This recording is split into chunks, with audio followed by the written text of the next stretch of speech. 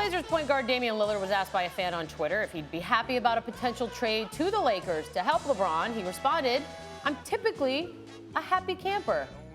And now we must read into this as much as we possibly can. What is he trying to say?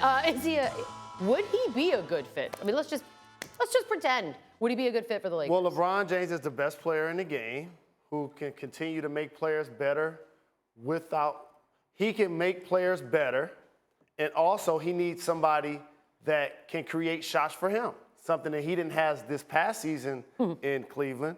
But how about the year before he did? Kyrie Irving. And so Dame Lillard falls into that category. Who, by the way, Dame Lillard led the NBA in pick and roll points as the primary ball handler, which means you put him in a pick and roll with LeBron James, you're going to get some great action. But I like his answer. He didn't necessarily close the door and say that he wanted to play in Portland for the rest of his life because he loves it so much, Greeny. But he just said, "I'm typically a happy camper. Basically, we'll see how things play out." I understand that people are going to say you're making something out of nothing here. Yeah, well, but the only thing I'll say is and he wasn't being deposed, right? No, he wasn't being asked to. this question under oath.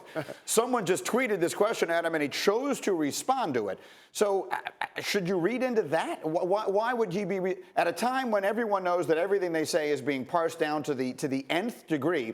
The fact that he chose to respond at all and that he used the word typically, and I know I feel ridiculous even saying this, but instead of saying I'm a happy camper or I'm very happy where I am in this place where we just got swept in the first round of the playoffs by New Orleans and they fired the coach, he chose to say I'm typically a happy camper.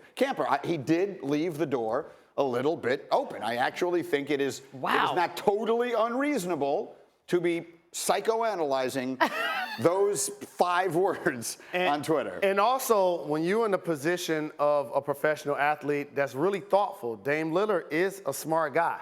He's an MC, so I know he takes his pen really careful. And so he deleted and added to that a couple of times. How many times have you about to do a tweet and you're like, no, I'm going to change this word, I'm going to change that word? You can tell he did that.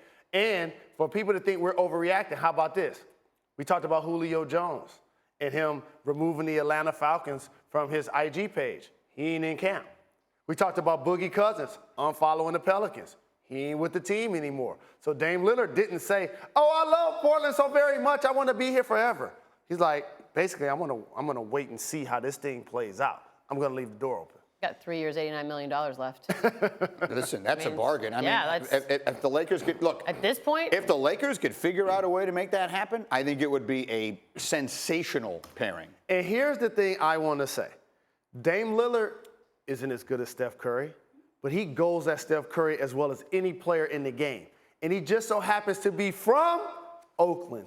And imagine how many of his family members and his friends love the Golden State Warriors. And he has to hear this constantly. So he's had some of his bigger games against that basketball team. Yeah, and of course, he's not as good as Steph Curry, but he's also never been in nearly as good a situation as Steph Curry is in. Dame Lillard is a guy who, at the All-Star game several years ago, they were talking about him winning all of the contests. Remember, he could win the slam dunk contest and the three-point contest and the skills contest. I was there. I was in the arena that night. He won one of the 3. I forget which. But he was like there, and he competed in all 3 of them. So you're talking about one of the most versatily, multi-talented players in the entire sport. He can genuinely do it all. He may not be Steph Curry, but he's not that. He also has a good-sized chip on his shoulder because things like the All-Star game where he was dissed for, few years actually until they finally got to make it onto a roster. And I think they've had poor showings in the playoffs when they either squeak in barely just to be eliminated or like last season were swept right away. But think about this as it relates to franchise players in the Western Conference. Since he got drafted to Portland, he's been their lone all-star, and they've made the playoffs every year, to your point. So he has been the kind of guy that can lead a basketball team with or without LaMarcus Aldridge as C.J. McCollum continued to evolve into an all-star level performer.